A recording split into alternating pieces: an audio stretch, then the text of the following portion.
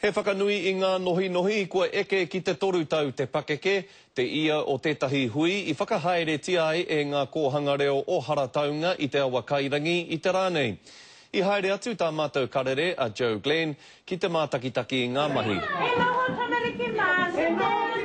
Tataki te rua te kaunga ko hunga me o rātou mātua I whakawhiwhia ki wa rātou tiwhikete o tō rātou piripono ki te mahi tahi ki raro o te kaupapa ko ngā mātua ngā kai ako tuatahi mō wa rātou ake tamariki. Mai e rā wā ki nai nei, ko ata piki haere ngā mahi a ngā wāhine nei I Wainganui I te hapori. He kaupapa ngā te kāwarantanga e kia nei ko ngā mātua hei kai ako tuatahi mō wa rātou ake tamariki mai I te whānautanga. We go by the philosophy that parents are their children's most influential and, first teachers. And so with that, I go into their homes and once a month and teach them the developmental stages of their babies. Their Māori, that they're loved, that they belong somewhere in this world.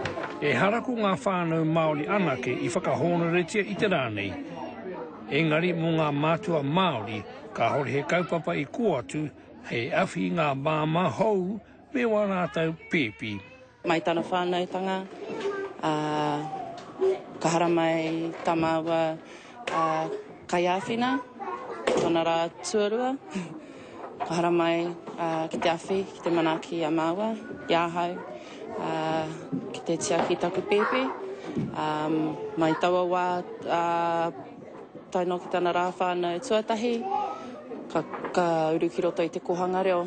Ko te mea miharora wātu hei tā ngā mātua, ko tāhia o rātou ingoa, ki rungo o te tiwhikete, kotahi, me wā rātou tamariki.